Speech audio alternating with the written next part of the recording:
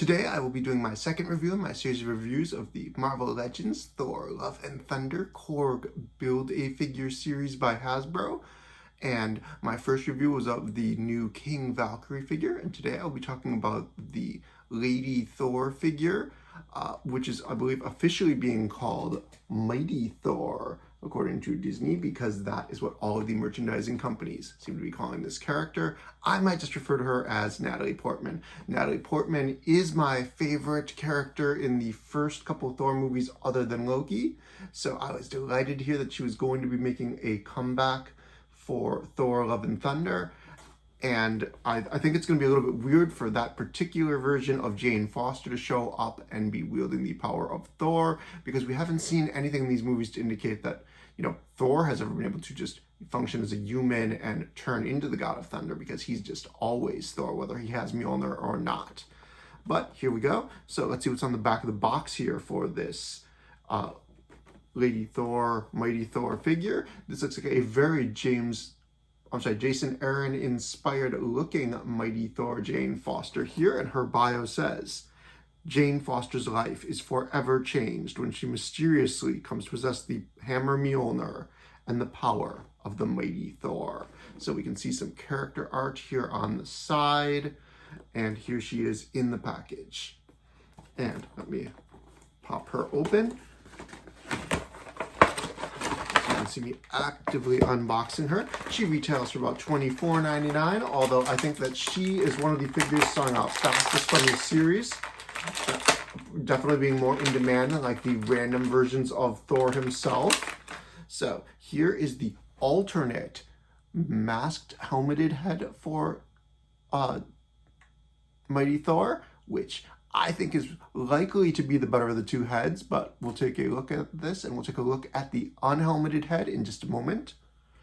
And here is Mjolnir itself, which feels pretty big to me. Like, you can see the various cracks and such in it from where it's been fractured and blown up by Hela, like in Thor Ragnarok, but Mjolnir has apparently been reforged, and you can definitely tell that it has been broken.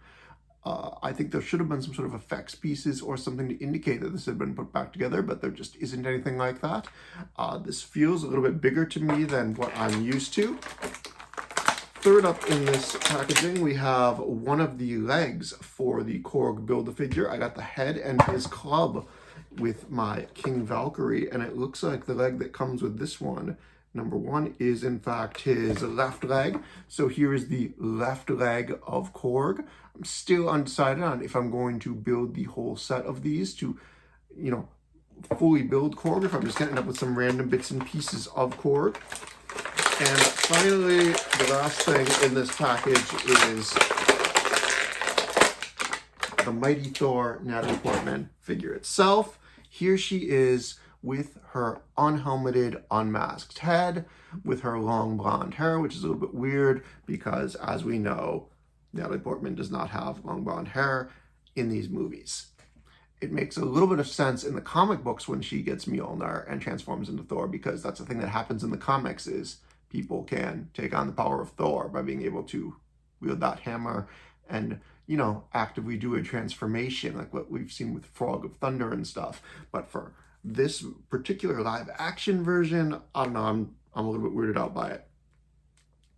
But here we go. We do not have any alternate hands for this Natalie Portman figure, so what you see is what you get for her.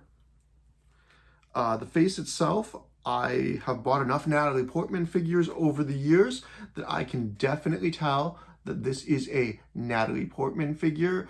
Could be a Padme Amidala figure with a different hair from like Black Series or something, although I don't think they really share parts like that ever.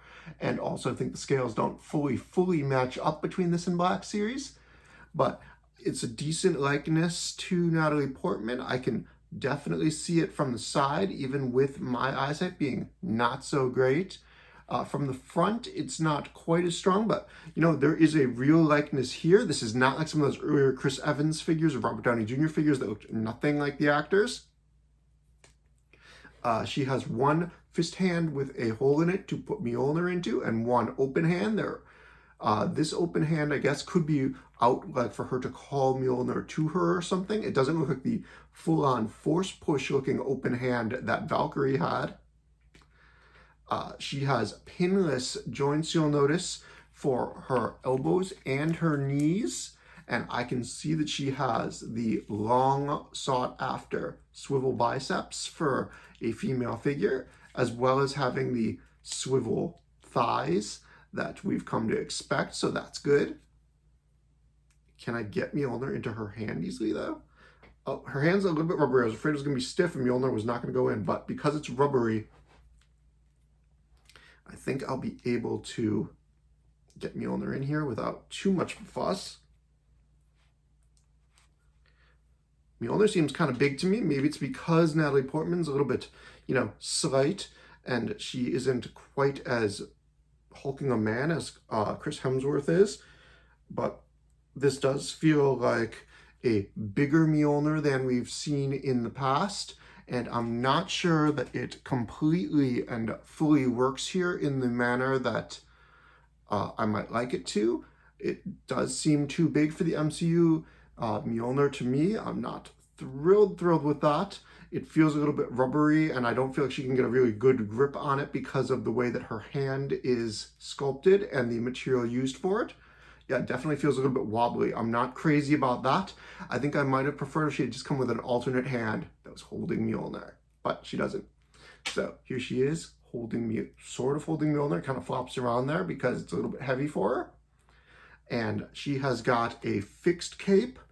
It is permanently attached to her armor over here, so you can't just take it off to assist in posing. Her ankle rockers work very well. She has hinged feet with ankle rockers. I can see that these are going to have a lot of movement in them, so she should be able to stand up without too many problems. I think they've done a nice job with the armor. It looks very new and shiny on her. I can already tell that this cape is going to be an issue for posing though, because, well, maybe it can be moved around a little bit, but I think it's going to get in the way when I go to take my photos, which I'll post with my official review on Marvel Toy News. I think that's going to be a problem. Looking at these two heads together for her, I think that the better head is definitely going to be this helmeted one. It does look very Jason Aaron inspired. But I can tell that the unhelmeted one is Natalie Portman, so that is a win, but I think she's ultimately going to look better and more suitable for going into action with this helmet on. I'm a little bit disappointed with how wobbly that Mjolnir is. I think that there could have been some, even just a paint wash, something to bring out these cracks in Mjolnir. It looks weird to me that it's just an unpainted gray hammerhead. The quality of the hammer and of her hand's stiffness is definitely not great, but as a figure overall, this reminds me a lot of the comics-based Jane Foster Lady Thor figures that we've gotten in the past, and I'm excited to finally see Natalie Portman back starring in one of these, starring in one of these Thor movies. We can kind of get an idea of the scale for Korg, seeing how large just his leg is next to this figure of Mighty Thor. Yeah, I do like, you do lose a little bit with the helmet being on because you can't see as much of Natalie Portman's face, but you can definitely still see, like, her lower face, and you can see her eyes, and it still has humanity. You can still tell it's her. The eyes aren't whited out like they are in the comics-based version. The figure itself feels nicely solid. Everything feels good. The feet, the legs feel nice and tight. Not too tight, but reasonably tight. I don't love that she doesn't have alternate hands. I think it's sort of weird that we're not getting alternate hands when that's one of the things we can usually count on from Hasbro, at least of late, is that if there's not a lot of accessories to give a figure, we'll usually get a couple alternate hands, especially if there's something to hold, like Mjolnir. But in this case, we don't. Here you can see her with the flowing red cape. And I don't know, like, this seems like an okay figure overall. I am very much let down by the manner with which she can loosely hold Mjolnir. I don't like that Mjolnir doesn't have any paint apps on it, and I do feel like it is probably at least a little bit too big and oversized for her. I'm not sure that they got the size quite right. overall, like, I think this is a decent figure. I would say B minus level. We'll see when I write up and post my official review, like after I've had a chance to take some photos and, mess around with this figure a little bit more how I like her. But as of right now, I think that this is pretty okay. Good effort from Hasbro, nothing terrible. Okay likeness to Natalie Portman. And I now have 3 pieces of Korg, if you count the club, and I'm going to. So I'm getting closer to building this Korg Build-A-Figure that I may or may not complete. I do kind of like the Rocky Foot. Like, Korg is a cool character, and I think he works as a carrot for this series. It might work better if we hadn't already gotten a Korg in those 2-packs earlier with the Grandmaster, but, we did, and that's fine. I wouldn't mind if there was a Meek in this series or something as well, but there's just not. All right, so that is what I have to say about this mighty Thor, Marvel Legends Thor, Love and Thunder Hasbro 6-inch figure. If anybody has any questions or has any specific things they want to ask about or ask for pictures of, just leave me a comment and let me know. Otherwise, watch my full review of this on marvel20news.com in the next couple of days. Okay.